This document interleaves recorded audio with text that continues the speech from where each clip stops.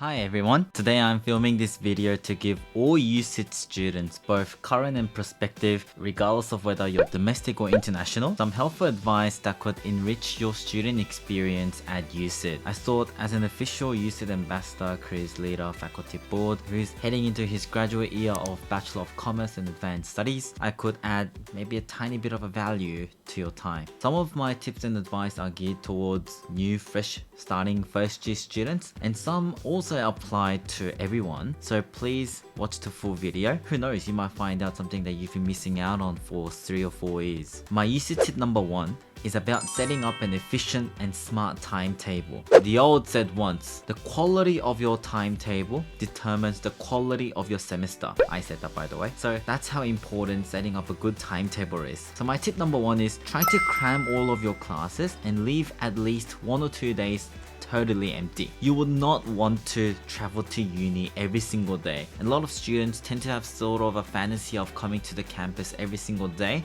but depending on where you live in Sydney, that might not be too pleasing. You would also want to use these empty days to study, do extracurricular activities, or work part-time, or even maybe take a good break. So I really suggest leaving at least 1 day empty. Personally, I found leaving Monday the best out of all 5 weekdays because I have that little sort of psychological safety when I get to bed on Sunday night. Tip number 2, do not make a wide gap between your classes. For example, let's say you have 10 AM tutorial for class A and your next class is at 4 PM for subject B. You have 6 hours of gap between those 2 periods, and trust me, you would just want to go home rather than study in the library for 6 hours. That's not going to be fun. You might have this idea, or I even call it a fantasy, where for those 6 hours I'm going to revise on my previous class notes and lectures, go and have some good lunch and go to my next class. Well, maybe that might last for 2 or 3 weeks, but 13 weeks, I don't think that's going to be a very nice thing to have. My advice is usually 30 minutes to 1 hour gap is good, because trust me, 6 hours is very long and you will just want to go home eventually. Tip number 3, referring to handbook to choose subjects. There is a faculty-based handbook online. I will go through that in a second, and basically it outlines all the subjects that you need to take in order for you to successfully meet the credit criteria and eligibility for graduation. And they will tell you which subjects you should take at which time of the year as well. And you might want to refer to this and strategically design your degree.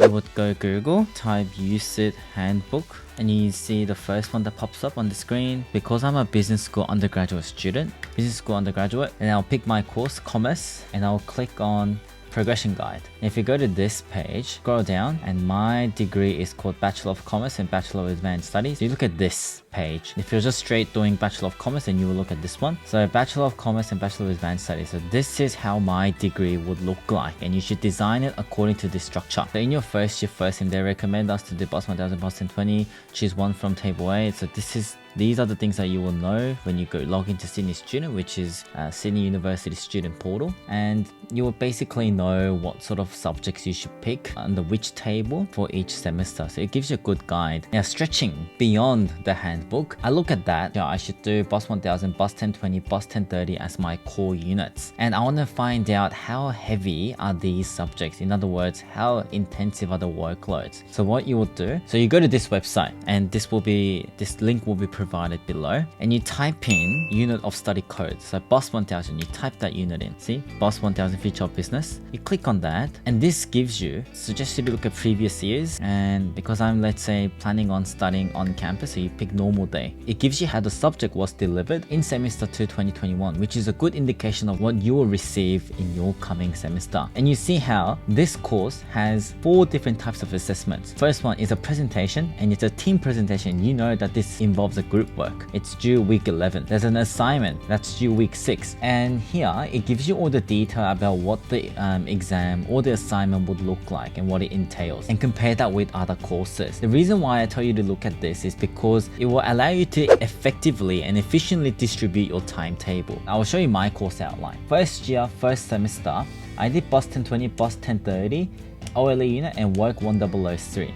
And you see how I chose BOSS 1000 in semester 2? That's because I knew work 1003 had group work, and I also knew that 1020 and 1030 was a very math focused subject, so I really wanted to tie these together. And OLE also involved a form of group work and project. I only gave 2 group project subjects per semester, and in semester 2, BOSS 1000, work 1004 also had a group work, so I only had 2 group projects during that time. And I knew that for BOSS 1000 first assignment, that was due week 6. By looking at the unit of study guide, I knew that these 4 subjects did not have any assignments or assessments. BOSS 1040 also had mid-sem exam in week 7, so I knew that I had a good 1 week to study for BOSS 1040, and that's how I effectively distributed my semester workload. You can be very flexible within your course as long as you meet the prerequisites. That's my tip. You can see the exam type, exam weightings, and when they are normally due, which allows you to effectively plan your upcoming semester. My USYD tip number 2 is about commuting to campus. Tip number 1 for those who are traveling via public transport. Redfern is the closest station for trains. There are different bus stops depending on which building you are heading to. So for example, if you want to just go to the main campus, maybe Eastern Avenue or Carslaw,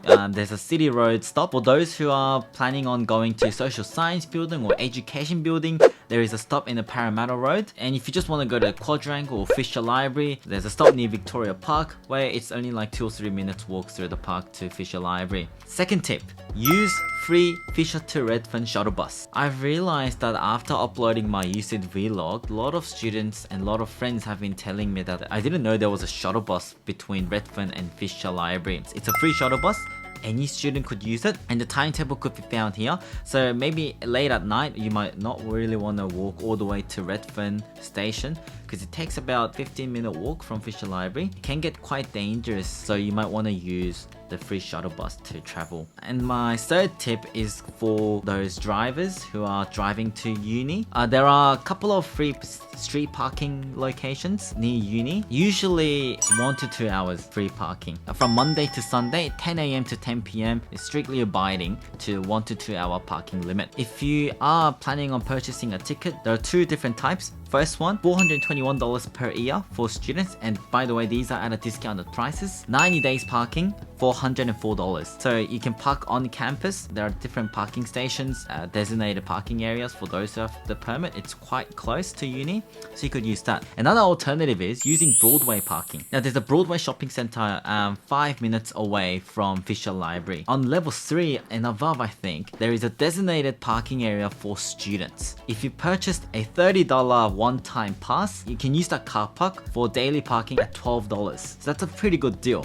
My USYD tip number 3 is about having a head start in your first year. First year students are quite confused as to how they should design their university experience. Tip number 1, attend Welcome Week. Welcome Week is a great chance for you to learn everything you need to know for a successful transition. It includes events and sessions run by different faculties, student support services, University of Sydney Union, clubs and societies, and many more. You will find out information about your course, teachers and classes, the basic university studies, how and where to access student support services, information about career planning, overseas study opportunities like exchange, short-term mobility programs, and other ways to make the most of your time at the university. Moreover, you can collect freebies. Yes, freebies. Highlighters, Kit Kats, sticky notes, pens, papers, notes, whatever. There are so many freebies that you can just collect. You'll basically not run out of a whole stationery set for that semester. And I really encourage everyone to talk to different leaders, clubs and society executives, and ask them about what they could offer to students at your level. Tip number 2, sign up for peer mentoring program. Great way to expose yourself to a new environment and make new friends. For each faculty, they always run individual peer mentoring programs, and that starts usually from Welcome Week throughout the semester. Those who sign up for mentoring programs are usually quite determined to make new friends. So even though you're very shy and you're I in terms of your MBTI, there's a chance that someone in your mentoring group is super E, and they will approach you first, and these these connections usually last very long. In your first week of uni, you already have people that you know, and that makes a huge difference in your first year uni life. For example, I was a peer mentor for business school 2 years ago, and I had a group of 7 first year students, and they basically bonded together well. They met for the first time during that program, and they agreed to go to the classes together.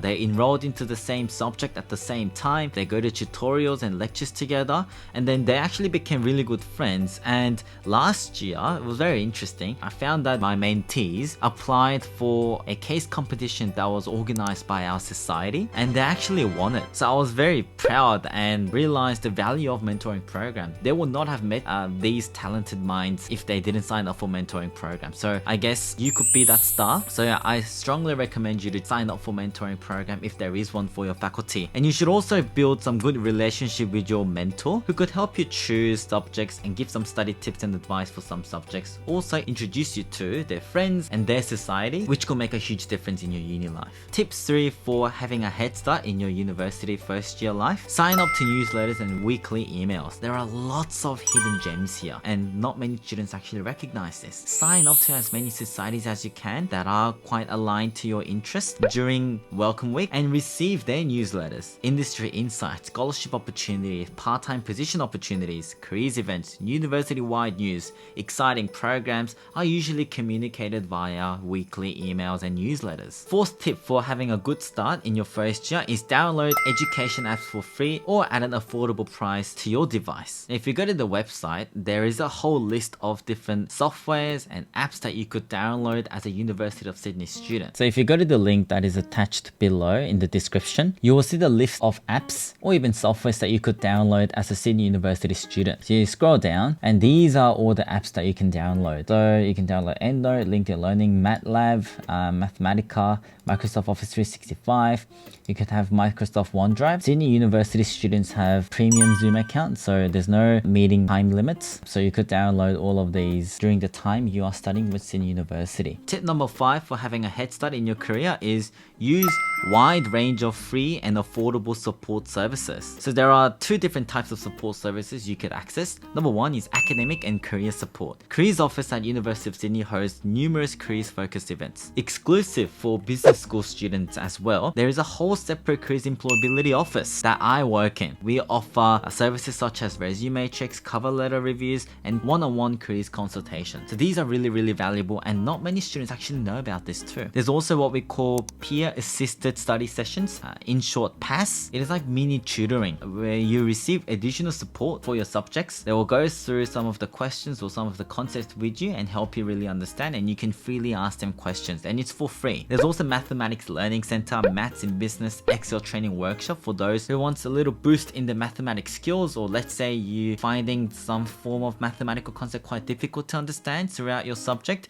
You can sign up for these programs. It's for free, and again, you will get a lot out of it. And the other side, on the other side of the hemisphere, we have medical support. So counseling and mental health support for those who are looking forward to have that sort of a confidential conversation about their mental health. And there's also medical support such as you could visit chiro, physio, dentist, optom, all at a very affordable price. Echoing on top of what I just said, my 4th USYD advice, join a society. The one of my video featuring Sydney Marketing Society is a great video for you to watch if you want to find out what benefits a society could give you. Let me just tell you this, as a person who's been actively involved in societies at all levels, societies are basically designed to do the grinds that individual students must do at uni. That could be networking with professionals, reaching out to make new friends, job search, career development. They all do that for you and give it to you for free in a very effective manner. Why would you say no to this offer? You don't have to come to every event, or perhaps you might not want to come to any events, but you just want to sign up to the newsletters